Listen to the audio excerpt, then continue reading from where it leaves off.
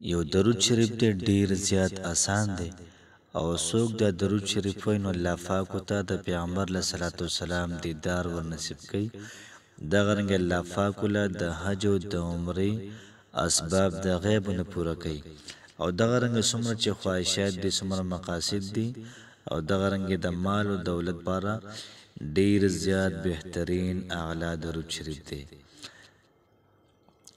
بسم الله الرحمن الرحیم شروع کوم د ډیر زیات بخون کی او د ډیر زیات مهربان رب په نوم باندې السلام علیکم ورحمت الله وبرکاته امید دربکم چې تاسو ټول په ټیک ټاک کې الله پاکم خوشاله آباد ساته نن چې کوم زمنګ وظیفه ده دا د پیغمبر صلی الله علیه وسلم یو درود شریف دی او ډیر زیات مختصر ده ولیکن ډیر زیات اعلی دی د فوایدو په لحاظ سره د پیدو په لحاظ سره د خاصیتونو په لحاظ سره ډیر زیات اعلی دی او ډیر زیات بهترین دی کو څوک دا وایي چې ماته الله پاک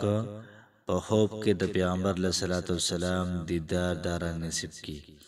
او زره پیغمبر صلی الله علیه وسلم دا وینما نو پرمای دا درود شریف دا د روزانه یو لسو پیری وای او چې کله د پیغمبر صلی الله علیه وسلم دیدار دی غواړي اولمبیر سولار تسبیح منځو کی بیا د هغې نه بعد دا درود شریف یو لسو پیری وای او روزانه د عمل کې ان شاء الله العزیز په وخت کې الله پاک به تر پیغمبر صلی الله علیه وسلم دیدار دا ور نصیب کی یو سړی ولسو پیری دا درود شریف وای یا ځاننه دا درود شریف وای یو لسو پیری روزانه ما سوتن د مانځنه بعد فرمای چې الله پاک به دوی ته د حج او د عمرې توفیق دا ورکي د غیب نه بل الله پاک ته اسباب مهیا کی او دی بلال شي عمرې لپاره د حج لپاره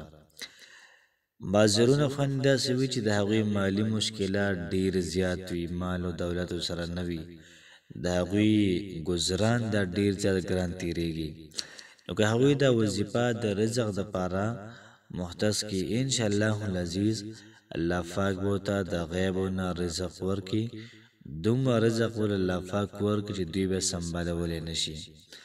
دغه رنګ څومره چې مالی مشکلات دي څومره جاني مشکلات دي څومره مصايب دي ان شاء الله د ټول د حل دفاره د درود شریف وای د چا سم مقصد یو خاص مقصد وي